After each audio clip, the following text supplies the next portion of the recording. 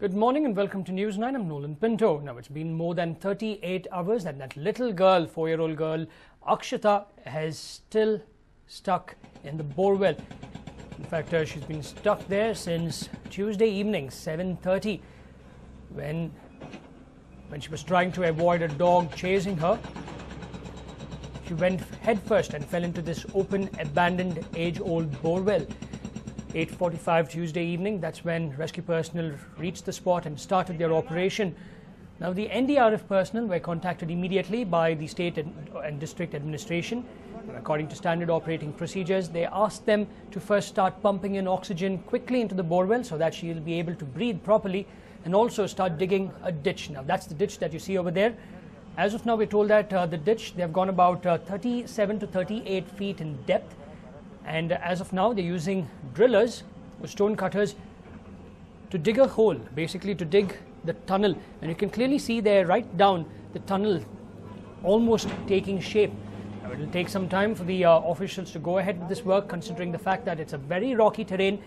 And all along they have been encountering granites, rocks, boulders, so on and so forth. That is creating a problem.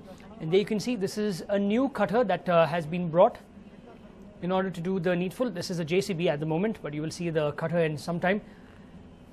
Now, we're told that the distance between the borewell and the ditch is about 10 feet. For about 5 to 6 feet, the cutter will be used to actually drill the tunnel.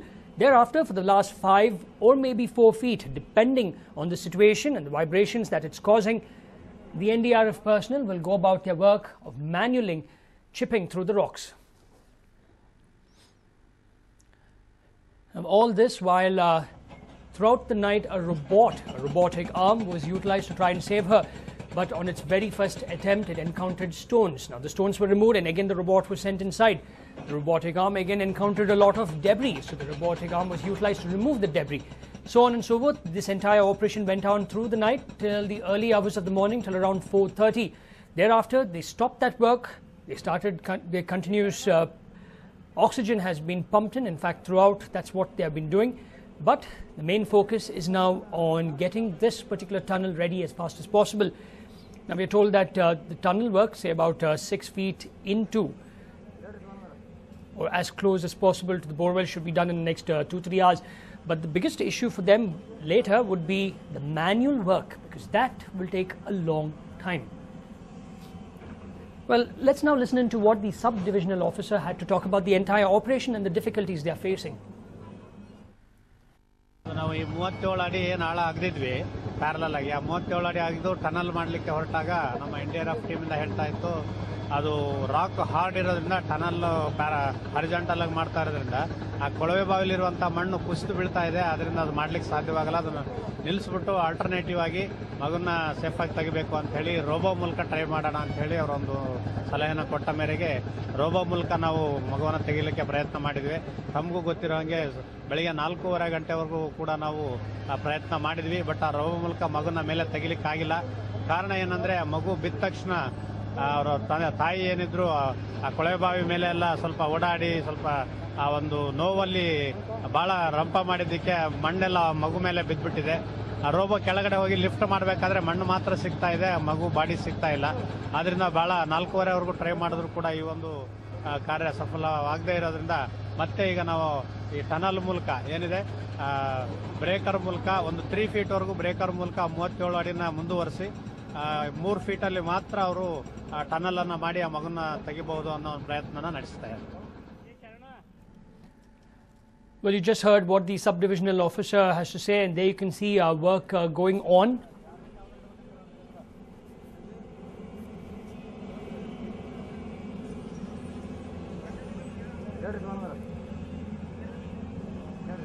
Except for a 2-hour break while the robotic arm was utilized to try and save her, work has been on continuously in order to try and dig the ditch as deep as possible. They've gone up to about 37 to 38 feet, and now the work is on getting the tunnel dug as fast as possible. Well, from on this, I'm joined in by my colleague Akshita, who is right there in Bijapur. She's been tracking the entire developments from day one. Akshita, what exactly is happening now, and how far deep have they actually dug the tunnel? Well, they're looking at the officials going ahead and measuring exactly how deep this particular place is now, Nolan. They have been digging for quite some time, so they're checking out exactly what is the measurement like, and they'll also be looking into, of course, getting that perfect measurement where exactly they can go ahead and start digging horizontally as well. In fact, they will be going ahead and measuring that and figuring out whether they should continue with the JCBs or actually start manually digging up that particular hole. You can see that several experts are also present there. All of them have been going ahead and scrutinizing all the work that's been taking place. If the digging does stop now, Nolan, by the machines, we could be looking at all these officials coming together for a manual operation as well. And if that starts, it could take a couple of hours once again. So if that starts, of course, it means that the process has sped up, and we will have to also go ahead and hope that Akshata is still alive despite all the delays we've seen, Nolan. Now, what are the doctors telling you about her possible condition? Well, Nolan, there are a number of ambulances present here, but it's a little probably too early to say exactly how her condition is, because we don't have any word on where she is stuck even. In fact, when we spoke to the NLDF, they were trying to tell us that they don't know as of now. They will have to wait for in fact, some sort of confirmation that there is a sign of life. They do not have that, which is why we're looking at them going ahead and just hoping for the best. Medical doctors as of now have gone on to state that they are hoping, of course, that if she is alive, the best way to keep her alive is how they are going ahead and providing some sort of an advice. They're also going on to state, of course, that they will need to ensure that she's given oxygen as well, so she can breathe, and the debris on top will be a huge headache. But that's what the officials worked towards, Nolan. They worked towards going ahead and ensuring that there is no sort of hazard to her health while she's lying in there. If she's injured as well, they're looking into that prospect as well, Nolan. And are people again coming to the spot in large numbers like we saw yesterday? In fact, we have lost connection with Akshata, my colleague. She's right there in Bijapur, where the entire rescue operation is going on. We'll try and once more connect and get more information as to have all the officials come back to the spot, because we are told that the rescue personnel are present, they are doing their work. And also, what's the condition of this little girl's parents? All this happened on Tuesday evening at around 7:30 when she was playing. A dog decided to chase her. In order to avoid getting bitten by the dog, she ran. She did not see this borewell and slipped and fell into it. However, she fell head first into the borewell. It's been more than 38 long hours.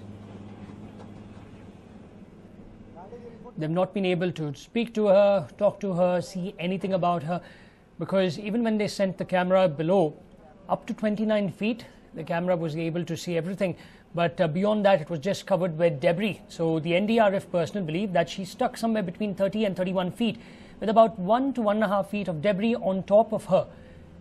That is the reason they have dug up to about 38 feet. The tunnel will be drilled. Basically, they'll dig the tunnel, they will head, and once they reach the borewell, their idea is basically that they should be below her so that they can pull her down and not above her when the tunnel is ready. ಯಾವುದು ಹೇಳಕ್ ಬರಲ್ಲ, ಯಾವ situation ಹೆಂಗ್ ಬರುತ್ತೆ ಆ ತರ ನಾವು use ಮಾಡ್ತಾ ಇರ್ತೀವಿ. ಯಾಕಂದ್ರೆ ಇವಾಗ ನಮಗೆ ಗಟರ್ಸ್ ಬೇಕಾಗ್ಬೋದು, ಮತ್ತೆ ಎಲ್ಲ ನಮ್ಗೆ ಇದೆ already. We are getting the instruments also. ನೋಡ್ಬೇಕು ಇವಾಗ ಯಾವ ತರ ಮೊನ್ನೆ ಹತ್ತಿದ್ರೆ ನಾವು ಹಮರ್ಸ್ ಅಥವಾ ಇದ್ರದಿಂದ ನಾವು ಓಪನ್ ಮಾಡ್ಕೋಬಹುದು ಚೆನ್ನಾದಿಂದ. ಬಟ್ ನೋಡ್ಬೇಕು ಇವಾಗ ಕಲ್ಲುಗಳು ಅಪೌಂಡ್ ನಾವು ಸುರಂಗ ಮಾರ್ಗ ಹೆಂಗ್ ಓಪನ್ ಮಾಡ್ತೀವಿ, ಯಾವ್ದು ಫೇಸ್ ಆಗುತ್ತೆ ಅದು ಹೇಳಕ್ ಬರಲ್ಲ. ಮುಂದ್ಗಡೆ ಏನ್ ಸಿಚುವೇಶನ್ ಇದೆ ಅದು ನಮ್ಗೆ ಗೊತ್ತಾಗಲ್ಲ. ನಾವು ಹೆಂಗ್ ಮಾಡ್ತೀವಿ ಅದಕ್ಕೆ ಫೇಸ್ ಮಾಡ್ಕೊಂಡೇ ಒಳಗೆ ಹೋಗ್ತಾ ಇದೀವಿ. ಬ್ಲಾಸ್ಟಿಂಗ್ ಆಗ್ಲಿ ಈ ತರ ಆಗ್ಲಿ ಏನ್ ಮಾಡ್ತಾ ಇಲ್ಲ ನಾವು. ಅದೇ ಎಲ್ಲ ರೆಸ್ಕ್ಯೂ ಆಪರೇಷನ್ ಅಲ್ಲಿ ಎಲ್ಲ ಕವರ್ ಅದೇ ಮಾಡ್ಬೇಕಾಗತ್ತೆ. ನಾವು ಯಾವ ಸಲುವಾಗಿ ರೆಸ್ಕ್ಯೂ ಆಪರೇಷನ್ ಮಾಡ್ತಾ ಇದ್ದಲ್ಲ ಅದೇ ಮೇನ್ ಪ್ಲಸ್ ಪಾಯಿಂಟ್ ಇಸ್ ಅಕ್ಷತಾಗೆ ನಾವು ಸೇವ್ ಮಾಡ್ಬೇಕಂದ್ರೆ ನಾವು ಯಾವ ತರ ಅಕ್ಷತಾಗೆ ಪ್ರಿಕಾಷನ್ಸ್ ಕೊಡ್ಬೇಕು, ನಾವು ಸೇಫ್ ಹೆಂಗ್ ಅಕ್ಷತಾ ಸೇಫ್ ಹೆಂಗ್ ಆಗ್ಬೇಕು. ಇವಾಗ ಫಸ್ಟ್ ನಾವು ಸುರಂಗ ಮಾರ್ಗ ಹೋಗಿ ನಾವು ರಾಡ್ಸ್ ಹೋಗಿದ್ದು ಅದು ಬ್ಲಾಕ್ ಮಾಡಿರ್ತೀವಿ. ಅಕ್ಷತಾ ಮೇಲ್ಗಡೆ 29 ಫೀಟ್ಸ್ ಅಲ್ಲಿ ಇದ್ದಾಳೆ, ನಾವು ಆಲ್ರೆಡಿ 35 ಫೀಟ್ಸ್ ಅಲ್ಲಿ ರೀಚ್ ಆಗಿದ್ದೀವಿ. ಸೊ ಅದನ್ನ ಬ್ಲಾಕ್ ಮಾಡಿದ ತಕ್ಷಣ ನಾವು ಅಲ್ಲಿಂದ ಸುರಂಗ ಮಾರ್ಗ ಒಳಗಡೆ ಎಂಟ್ರೆನ್ಸ್ ಮಾಡ್ಬೋದು. In fact, one of the officials stating that they have all the required equipment to go about with their work. Furthermore, they have also gotten another cutter in order to help them speed up the work. This is a more powerful cutter, considering the fact that they have been encountering rocks after rocks, granite rocks that is. But the time frame, as stated by an NDRF official, cannot be given as of now.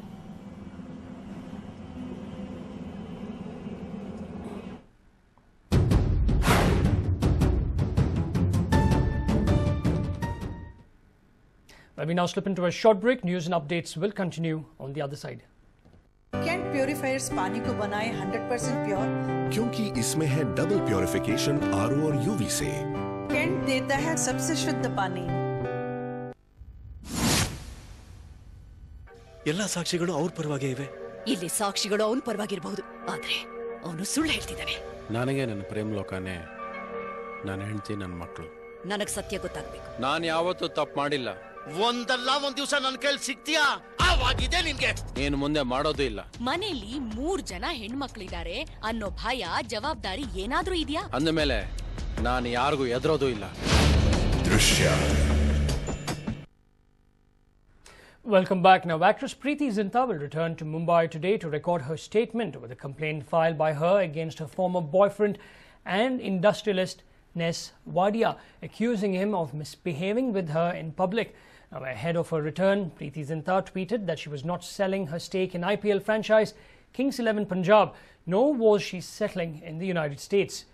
Meanwhile, the Mumbai Police Commissioner Rakesh Maria said that the police have written to Preeti Zinta's lawyer asking her to record a supplementary statement.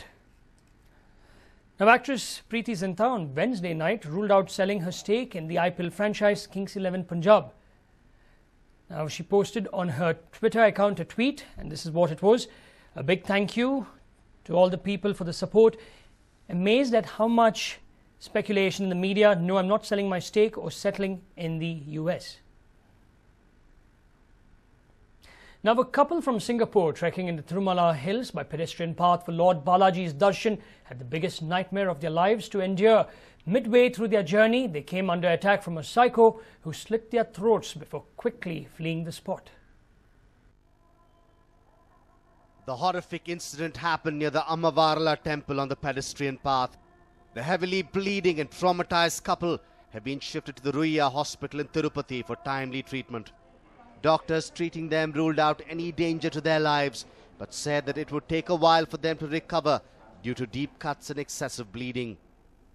The news of a fresh psycho attack on the pedestrian path spread panic among devotees and commotion among the authorities. The victims have been identified as Govind Rajulu and Lata, who came from Singapore for a spiritual visit to Tirumala. Stung by the latest incident, TTD Executive Officer Gopal and Tirupati SP Rajashekara Babu visited the victims in the hospital.